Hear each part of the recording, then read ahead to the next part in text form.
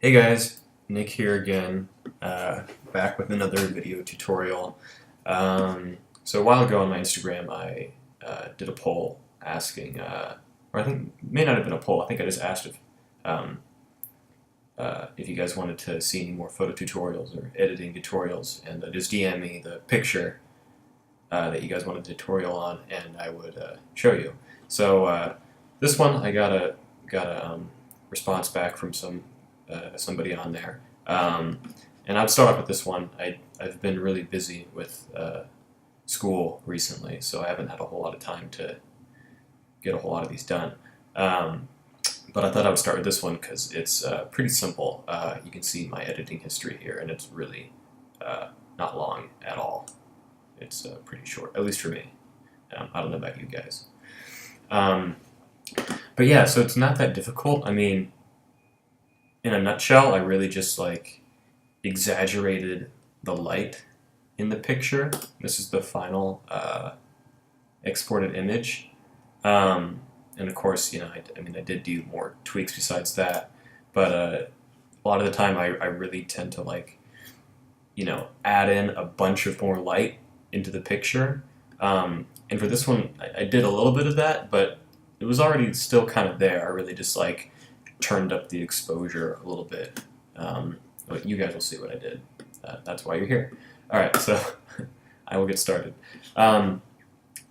So first, I started with the radio filter, just where I started kind of to work, and this is going to turn into the light burst in the picture. So when I first made it, this was the automatic setting. I think the automatic settings, they always try to correct the exposure, so that's why it looks really funky. That's why it's like turned down and kind of gross yellow, murky brown. I don't know what that is. But then I changed that and I started going the opposite direction, and I started enhancing it more, and then changing the color a little bit to give it more of a sunny, warm feel. So I kind of tweak with the color a little bit. I don't know if I wanted to go for like more of a really true like yellow or more of an orange, and I kind of mess with that. And then to exaggerate this, I added a vignette, just to kind of pull more focus in on the light right there. And then after that, I start messing with the ground a little bit.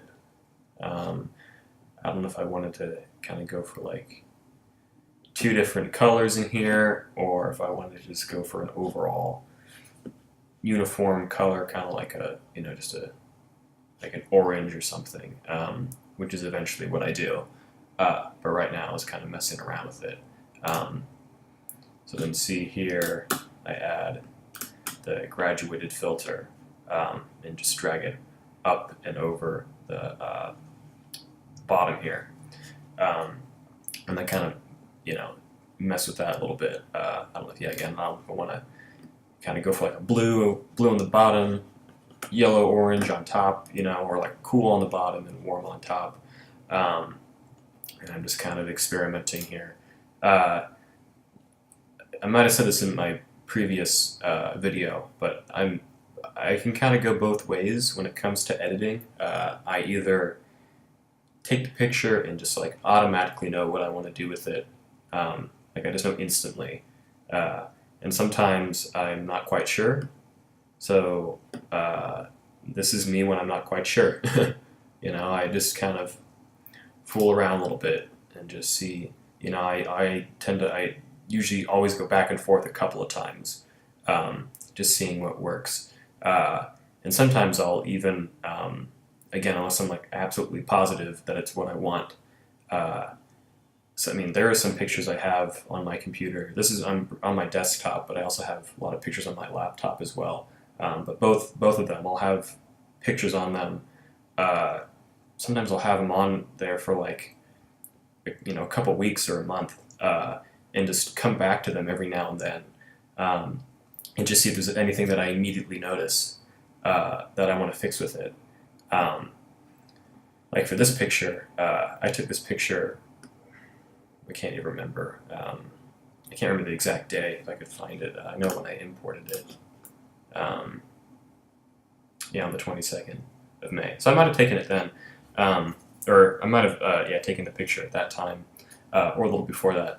But I mean, sometimes I'll just keep them on here and just edit other pictures, post those, and then come back to this picture, other pictures, and just see.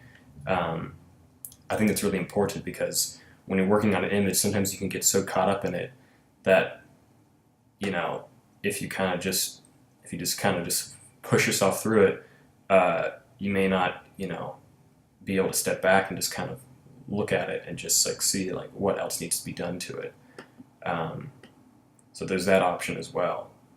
It's not always just I know what I'm gonna do. I'm gonna edit it. Boom, it's done. It's not like that. It may look like that because I'm posting pictures every day, and it may seem as if like I'm just always editing picture, posting it, editing picture, posting it.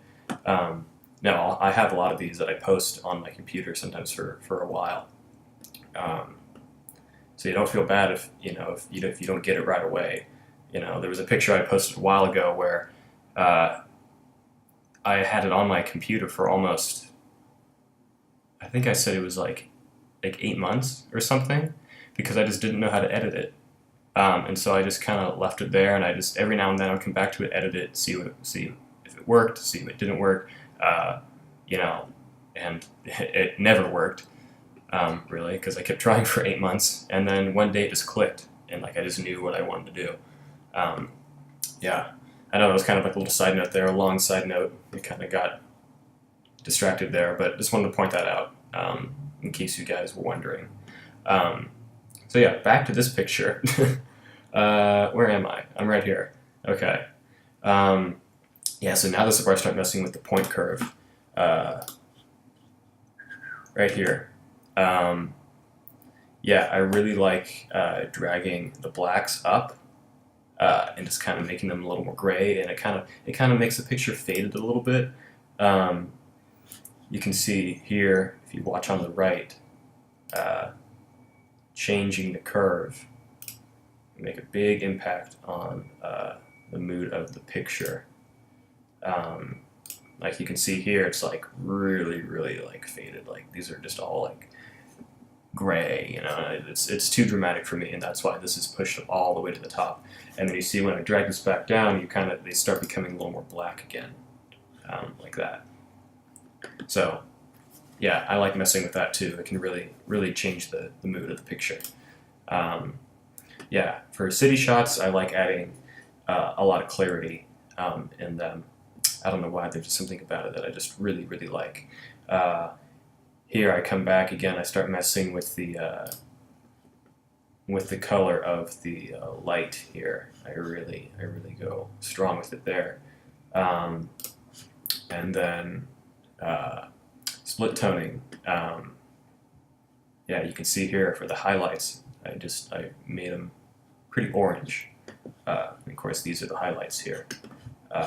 And then I don't know if I think I might mess with like the shadows a bit. Sometimes I like adding just a bit of blue or some cool color in my shadows. Usually if I have like a really strong highlight color, usually if it's orange. Orange and blue, or like aqua, go really well together. Sometimes I like doing that. And sometimes it looks cheesy, it just looks like I just slapped like some whatever filter on there, because I think that's what some filters do. So yeah, I kind of go back and forth with that if I like it or not, if it looks good in the picture. So what else? Messing with the highlights here, I think I drag them up a little bit. No, I drag them down. Yeah, might have been a little too bright for me. I had another radial filter here. Yeah, I think just kind of exaggerate more of the light, in this area. I really want to have it be a focus there. Add a brush stroke. Brush strokes are important. Let's see, where did I add that brush stroke? Oh, you know what I did? Take a look here.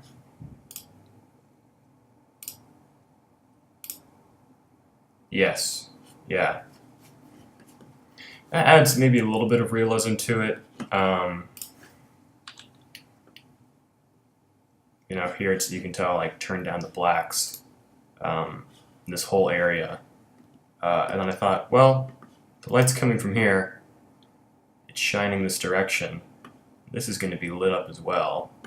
So I should kind of make it look like that. So I took the brush tool and then I just erased that area of the radio filter and got that effect. Yeah, look at this. Update radio filter, update radio filter, update radio filter. Messing with the placement and angle of the radio filter just to get it just right. Messing with the contrast. Changing the temperature. I turned it down -1.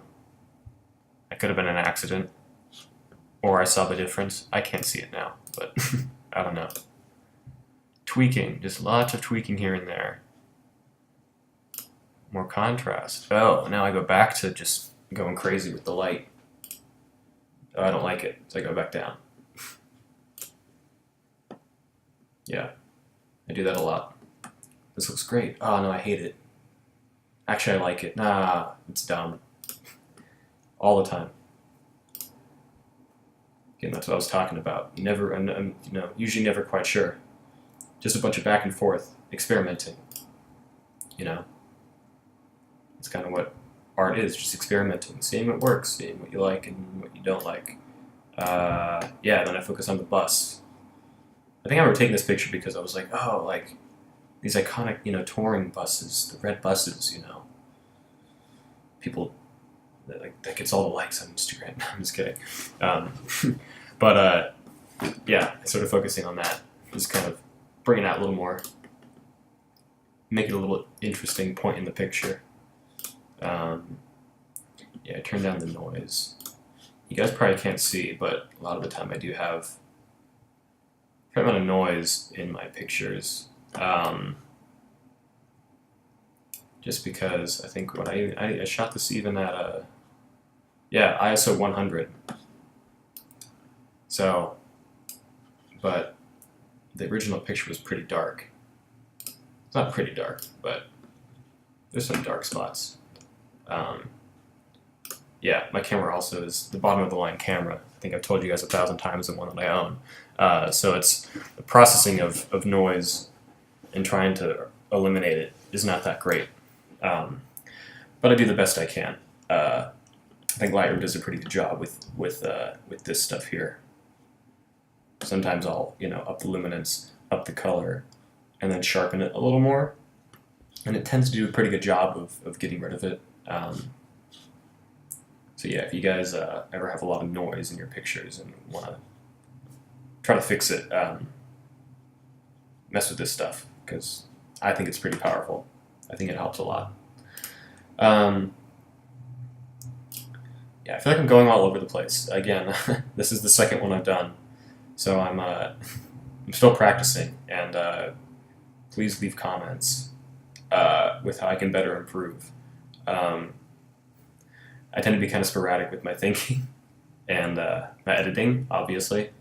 So and that translates into these videos. So if it'd be easier for you guys if I did something else, let me know, or you can just say I suck and I should just try to focus more and not talk so much about, you know, my thought process or techniques and just simply show you what exactly I'm doing here. Just really delve into this more about, you know, the exact look of it or something, and not just talking about why, then let me know. You know, again, I'm a beginner at all this, so yeah.